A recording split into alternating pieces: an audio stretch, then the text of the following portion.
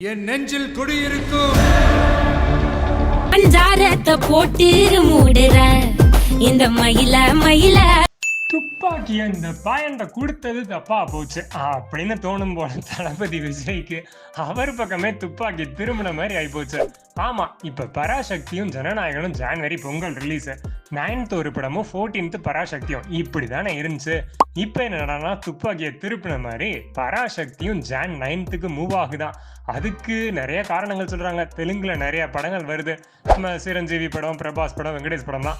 So அதனால அங்கே theatres கரெக்டாக கிடைக்காது, மற்ற ஸ்டேட்லேயும் அங்கங்கே படங்கள் தான் முக்கியத்துவம் கொடுப்பாங்கன்னு 9th இல்லைனா 10th ரிலீஸ் ஆகுறதுக்கு பிளான் போட்டுக்கிட்டு இருக்காங்க.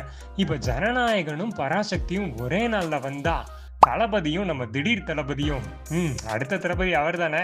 ஸோ அதனால இது ஒரு மிகப்பெரிய கிளாஷாக அமையும். ஆனால் 1 day பிஃபோர் ஆஃப்டரில் வரப்போகுது போல, 10ஆம் தேதி பராசக்தி அப்படின்னு சொல்கிறாங்க. இருந்தாலும் அஃபிஷியலாக அந்த அனௌன்ஸ்மெண்ட் வந்தோடனே உங்களுக்கு கன்ஃபார்ம் பண்ணுறேன். சூர்யாவுக்கு அடுத்தடுத்து 3 படங்கள் பாருங்க. கருப்பு ரிலீஸ் ஆக போகுது, சூர்யா 46.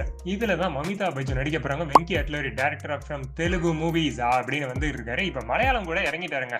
ஆமா, நம்ம ஜீத்து மாதவன் அப்படின்னு சொல்லி ஆவேசம்னு ஒரு படம், பாத் பாசில் படம், அந்த படத்தை டைரக்ட் பண்ணவர். ஹீரோயின் தாங்க இதுல ஹைலைட்டு, நஸ்ரியா ராஜா ராணியில வந்து அவங்க நடிக்கிறாங்க. அப்புறம் நேஸ்லன்னு பிரேமல உள்ள மமிதா பைஜு கூட நடிச்சிருக்காங்களா, அந்த பையனும் நடிக்கிறாரு. ஸோ அடுத்தடுத்து மமிதா பைஜு, நேஸ்லன்னு பிரேமல ஜோடிகள் கூட நடிச்சிட்டு இருக்காரு. சூர்யா மலையாள படமா வரப்போகுதா, தமிழுக்கு இது ஓகேயா? மியூசிக்கும் அந்த ஆவேசம் படத்துக்கு அடிச்சவர் தான். பார்க்கலாம். இது மாதிரி அஃபிஷியல் அனௌன்ஸ்மெண்ட்ஸ்லாம் அடுத்தடுத்து வந்து சொல்றேன். லைக், ஷேர், சப்ஸ்கிரைப் பண்ணி ரெடியா இருங்க. பாய்.